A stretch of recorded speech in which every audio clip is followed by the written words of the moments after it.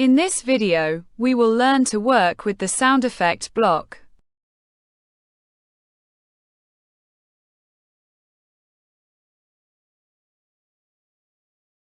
We will change the background and choose a park background.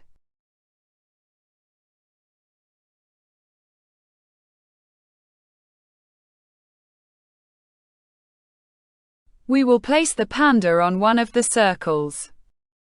Now we start building the script. We will drag a green flag. From motion, we will take the jump block.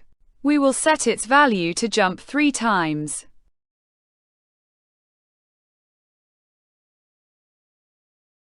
From sounds, we will take the sound effect block and choose an effect for ourselves.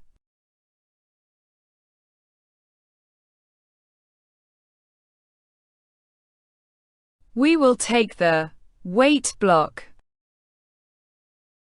We will set the value to 1. We will take the forever block. Let's run the script. Panda jumps, and every time it lands, we have a sound.